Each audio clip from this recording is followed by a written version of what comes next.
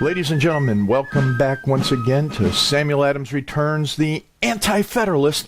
They absolutely got it right here on Liberty Works Radio Network with, yes, this is Tom Navolis, your host. And again, I am absolutely delighted that you're joining us as we're making this technology shift to utilize YouTube as well as what we're putting out on Liberty Works Radio Network. We're finding that, it's important to have the video component as well. And what I'm really finding that is extremely important is that, those anti-federalists, they absolutely got it right. And is proven out once again this week. I don't know what to say, is that two things. So I did pay attention, and I like watching from time to time when I can, or the reruns on YouTube as I can, the White House briefings. And the White House briefing with Stephen Miller this week was just classic of the evils within the media. Probably Jim Acosta is not an evil person per se, but the methodologies upon which they take and question things and all of that is amazing. Now, I always talk about the gospel on here and the truth and biblical reformation as the key component of everything that is our foundation, based on founders' intent. Now, Samuel Adams, without question, he absolutely understood Scripture. Remember, he was going to be a minister until he started looking at what was going on with the law and trying to learn more deeply how everything tied together. And what you can see, and what happened for me is kind of one of those weird things that usually doesn't happen, but it was like in the middle of the night I was woken up and it was like this, the answers are in Jeremiah 6 through 9. I'm going, in the middle of the night, you do one of those types of things and you say, really? Where'd that come from?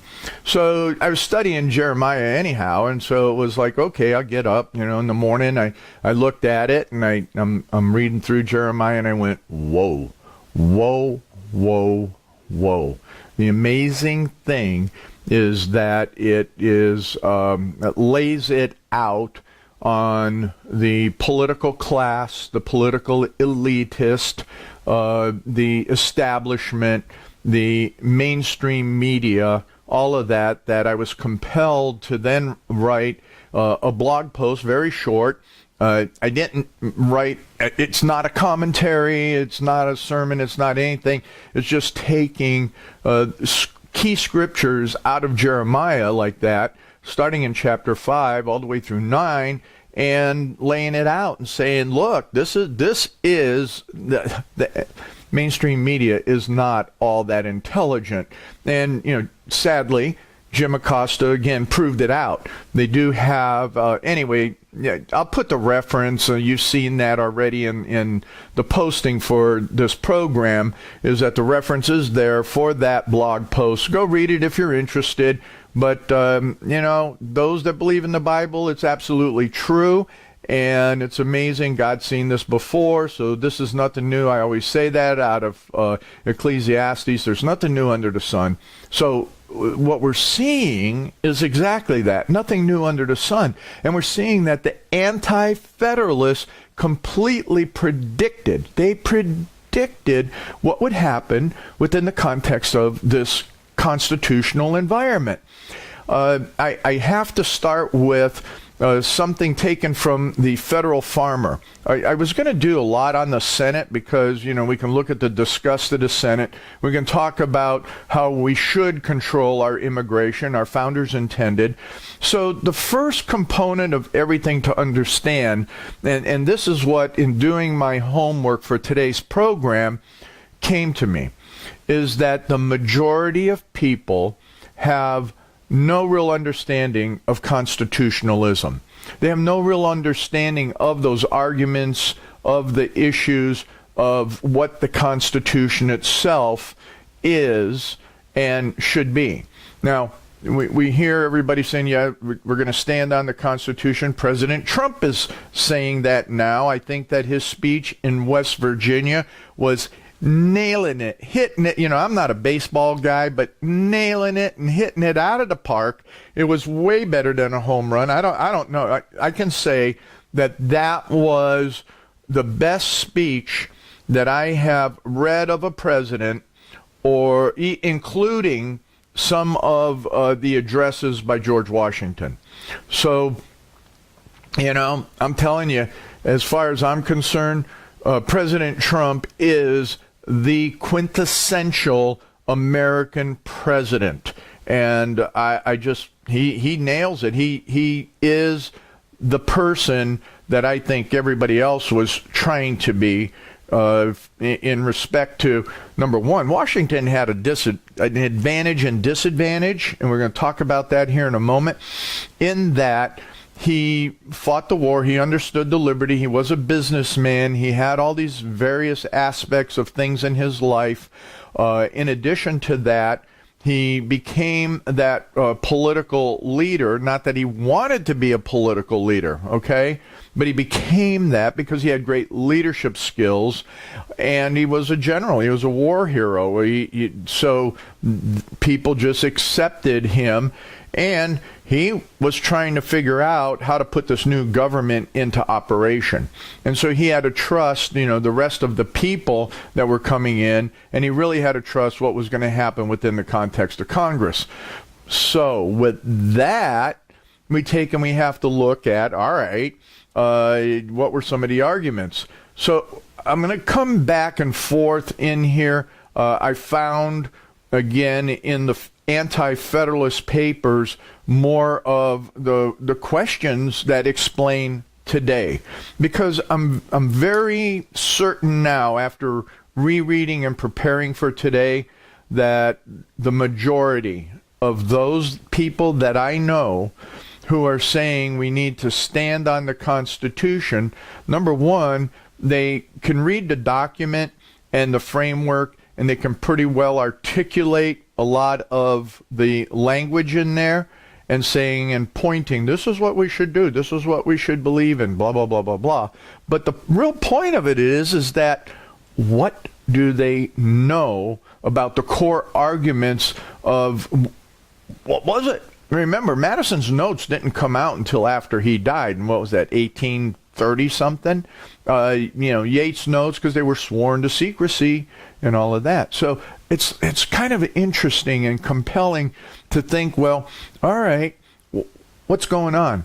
And how is it that we have today what we do? Well, we know educational system didn't teach, and on and on. But I think it's even more fundamental than that. I'm going to take you to the Federal Farmer.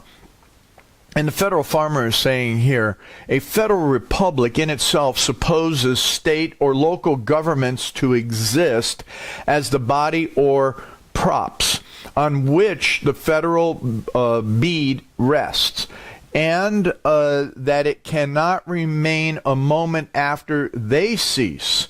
In erecting the federal government, and always in its councils, each state must be known as a sovereign body.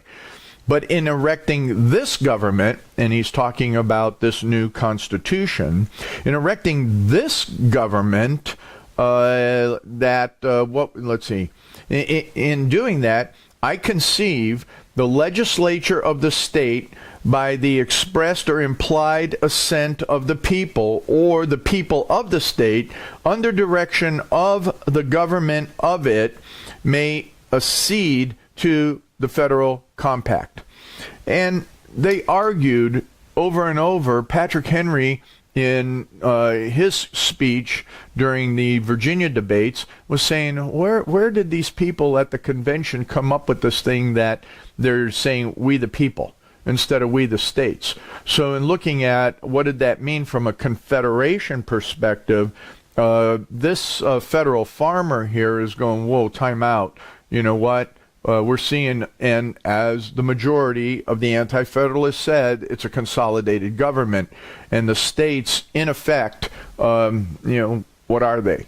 We think we're something. And what's really interesting to me and more interesting now than ever before is that when the Democrats and the leftists, the pure socialist communists, are in office, and you have that. And remember, I have proven in other programs that the Congressional Progressive Caucus is nothing but socialist and communist, as it's come out in the media, where that one state legislator out of Berkeley, or the congresswoman out of Berkeley, is a card-carrying communist.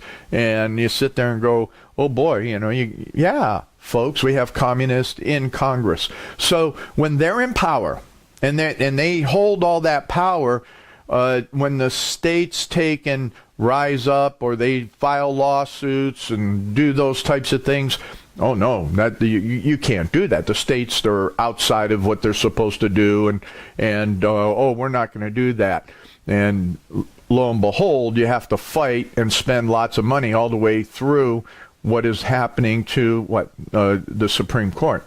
But now, what we're seeing is that with a populist, more constitutional framework-minded president and others that are in the administration, now you have all of the leftists, you have all of those other states, all of those other groups that are what? The states are filing lawsuits and saying, this is how we have to correct everything. This is how we have to do it. So the point is that federalism, if you will, and looking at the idea being brought out here of what is it from a republic's perspective, so to speak, that it's only used when it's a matter of convenience by those on the opposition. And what I mean the opposition, I'm talking about the socialist, communists, and so on,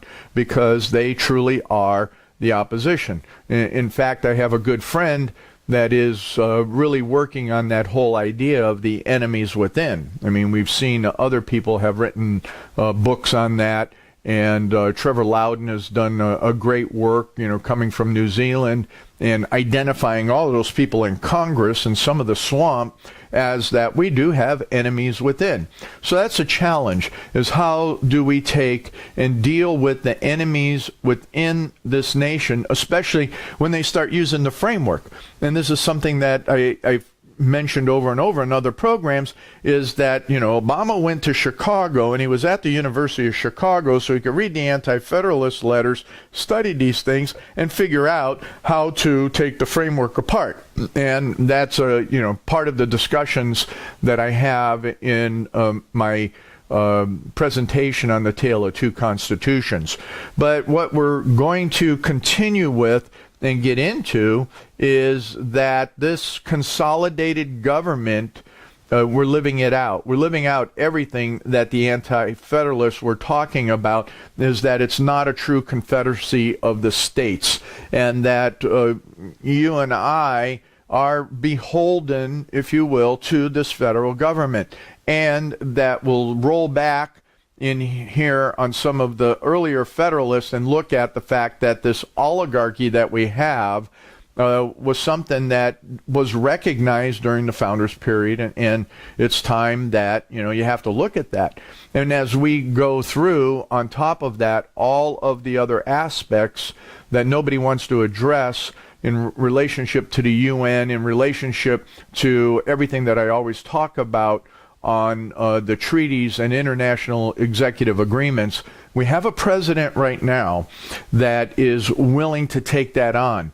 And we have over 100 years of stuff to chip away at.